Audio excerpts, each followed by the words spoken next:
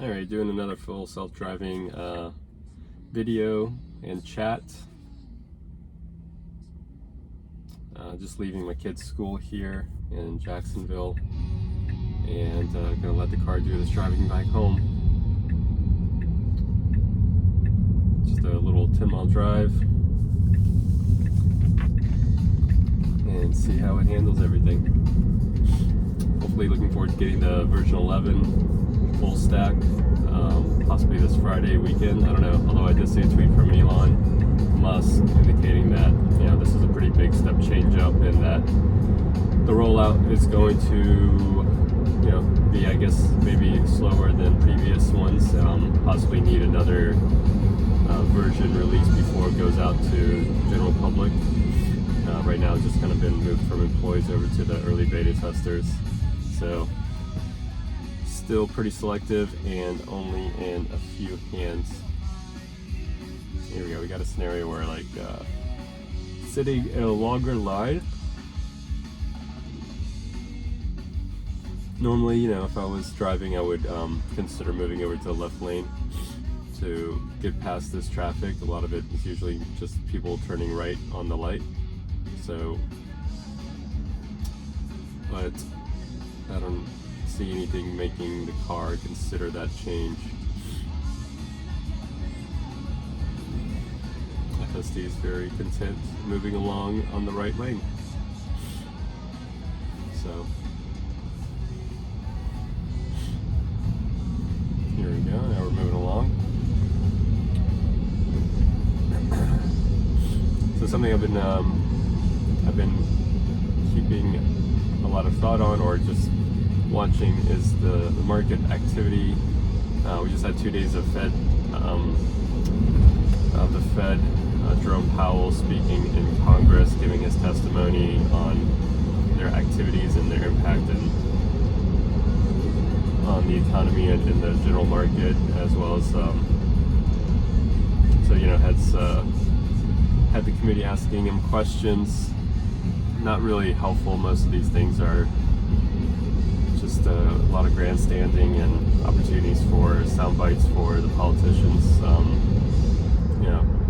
But there's statements, there's his own statement that's made, and he has opportunities to speak on his behalf, obviously. And so, day one seemed to consolidate around the notion that inflation is staying elevated and that there's more evidence that higher rates for longer is going to be required in order to stamp it out. And then day two, the only difference, kind of a little bit of a addressing, I guess, kind of clarification that indicated that the Fed is not determined any one direction or another for the next interest rate decision, as far as making any additional adjustments, if it's going to be 25 basis points or 50 basis points. That's still being determined based on new data that's coming out, especially over the next couple weeks with CPI and jobs reports and PPI. All those will be a factor. Just generally thinking about the function of the Fed and their use of the interest rate to the banks that they control is kind of poignant on some of the questioning that the only way to really stamp out this inflation that was largely, well, it's complicated, but there was a lot of stimulus created around the it slows down here this slide a lot. There's a lot of stimulus created around the pandemic and other activities during the last 2 or 3 years. That's along with low interest rates. So there's this combination of increase in money flow and the free flow of money through low interest financing that really fueled a surge in all assets. On top of the restrictions created in the supply chain and the effects of businesses on pricing that elevated things. So supply chain is seeming to be getting back to normal, and corporations are still seeming to, be taking advantage of the inflationary environment through pricing power. But interest rates ultimately, their impact is, when you think about the largest area of impact, is going to be in housing and larger purchases like automobile purchases. So for the mass majority, these are big budget items for their from what they take out of their income. So outside of taxes, healthcare, you've got your housing, and you've got your vehicle for transportation or transportation costs in general. And raising these interest rates are just making it more costly for those areas. And as you make that more costly, you have less money or disposable income to spend on other things, and a lot of things are not disposable. On top of that, you've got energy costs that have stayed elevated.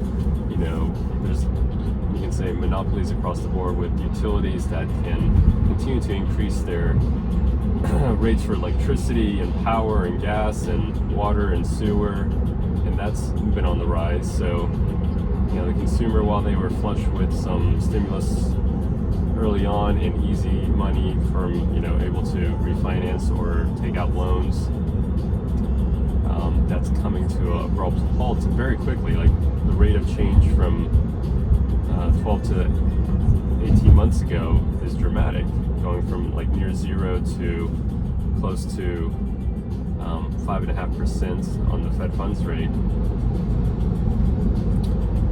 That's a big impact. And a lot of the indicators that they're looking at are things that have happened, so you would consider those lagging indicators, and those have time to propagate, and those have time to move through the economy,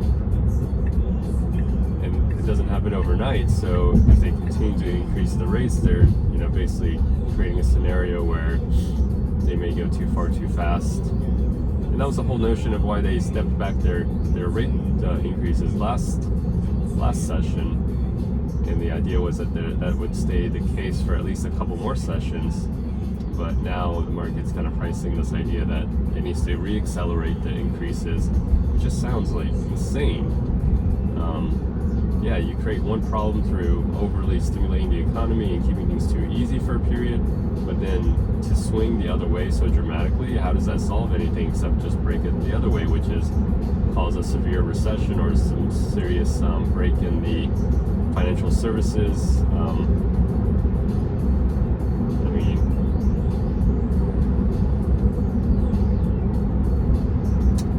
So it's a difficult thing. So I just can't imagine them not being staying the course as far as, it's based on how they handle things. It seems like once they make a decision, it's not typically their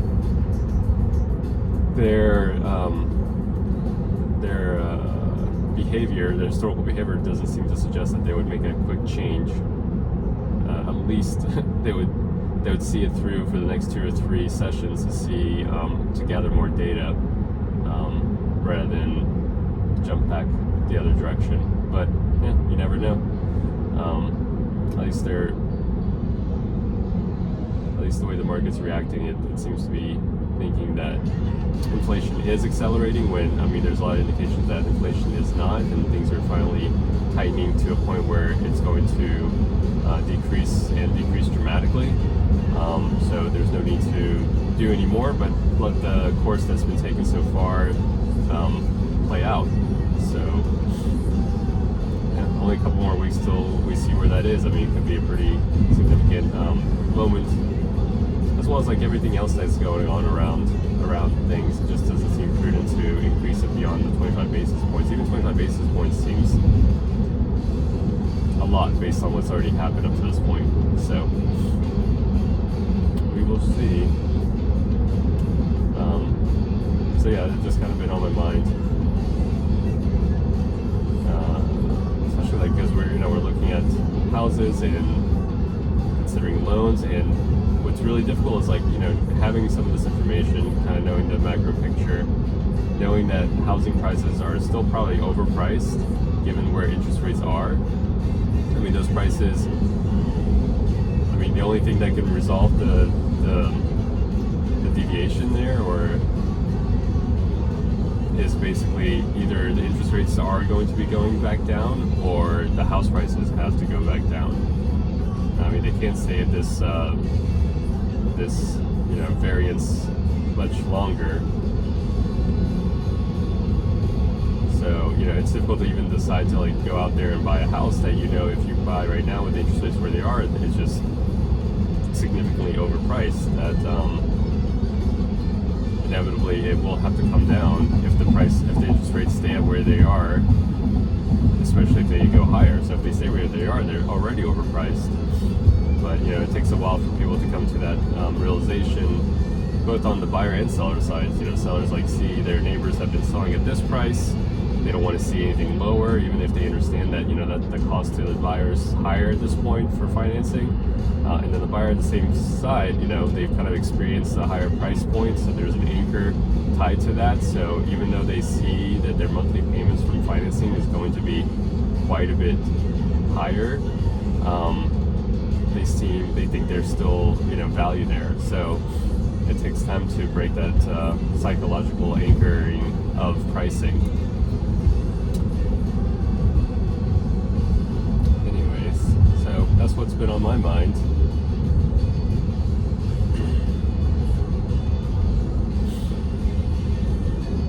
Yeah.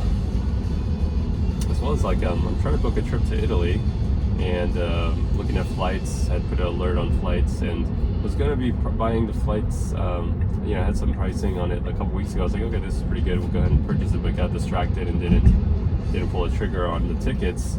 And within a couple weeks, these things happen. It fluctuates up and down, but it jumps pretty dramatically. So I'm just wondering if that's doesn't make really much sense, because fuel costs have come down quite a bit. Unless there's just crazy demand for travel still, which could be the case. I don't know. People are choosing or opting from going to services to going to experiences. They're not buying as much product, but they're still buying into, I guess they're buying more into services and products than they are into, they're buying more into services and experiences than they are in any specific products right now.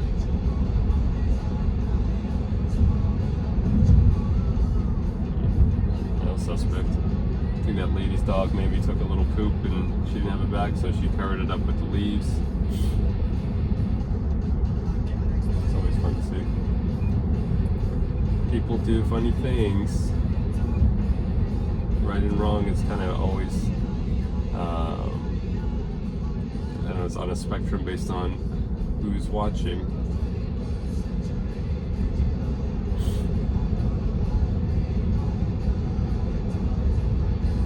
So the drive so far, beyond that initial hesitation at the turn, it is kind of weird. Today it has been extra cautious on lights and distances.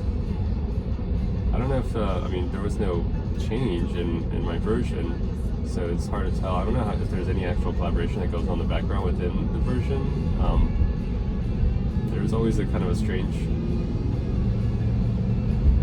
doesn't always consistently act from one drive to the next. Sometimes it's slightly more cautious or slightly less cautious, and don't know what causes that a change. But yeah, today, especially when it was behind a car and maybe didn't have great visibility to the light, it would slow down. And it could be tied to that bug fix that they were pushing out with version 11. That was part of the recall resolution. There's some of that around the stoplights and stop signs, and yeah, that's the only thing I can think of is it's tied to that. But I didn't get a different version to address it, but it could be being addressed in some other way.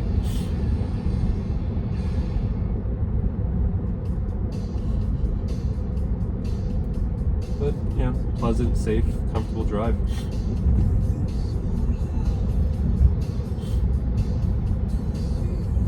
Oh yeah, and the temperatures today, wow, man, it is dipping. It has gotten much cooler from yesterday and the day before. Getting one last gust of winter flowing through Florida right now. pleasant. I do enjoy it. I'm definitely more cold-natured than warm-natured. I like, if it's warm, I like to be out on the water or on the beach, but not just generally in warm climates.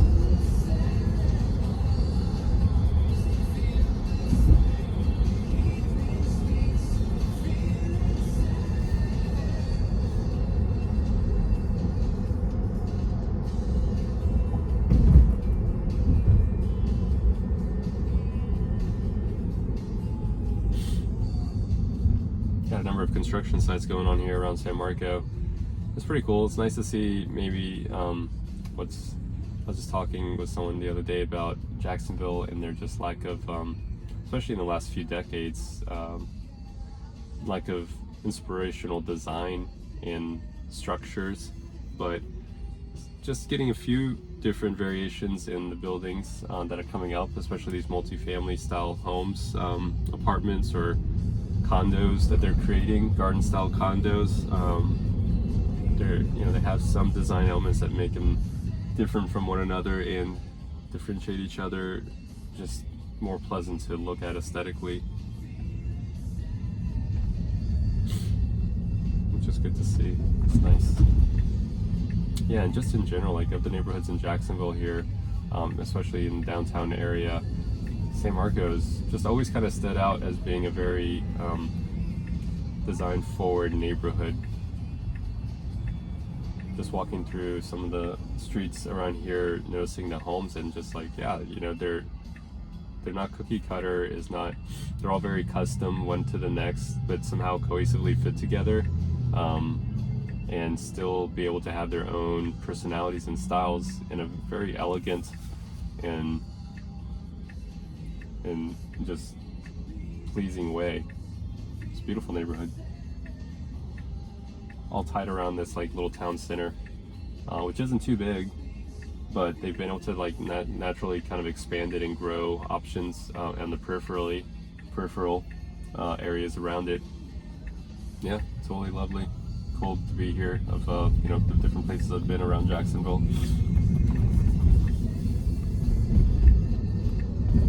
Yeah, today I took this route instead of the other. It does take traffic in mind, and here we are, getting pretty close to the end. Oh, what is this? Okay, it's nothing.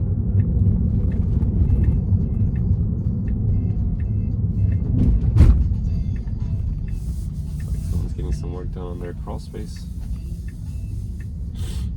Oh no, oops, a daisy. Oop.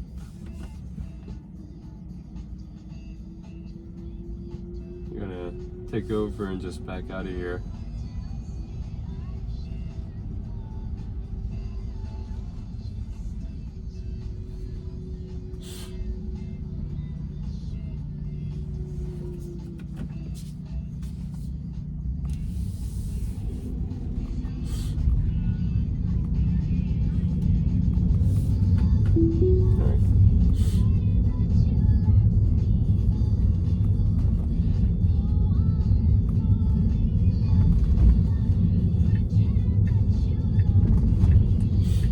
It's definitely getting there. I mean, I think I'm looking forward to getting that version 11, the full stack on both city streets and highway.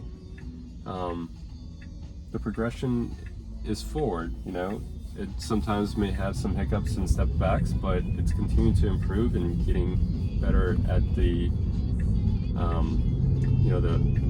around the edges of traffic and driving. There we go. It's a good opportunity to see this left-hand turn. It's a little bit leaning to the right. It's kind of odd location. Alright, here comes an opening. See if it takes it.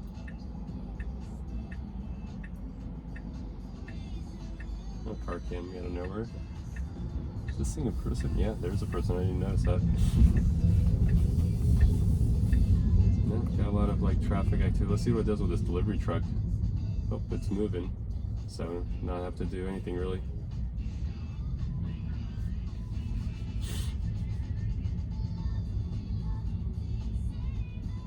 Alright, let's see if it figures out that this guy is going to be pulling over.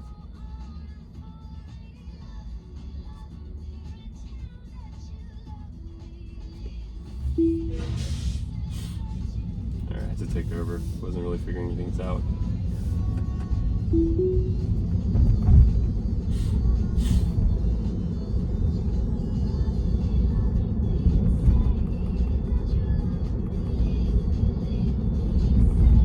I mean, it's done better in those scenarios before in the past, so it's kind of hit or miss. It's not exactly perfect like I'm saying. There's areas where it needs to improve. Alright, again, failed there as well. I got a little confused by that whole turn thing. Alright, well, there you go. You see some of the flaws there for sure.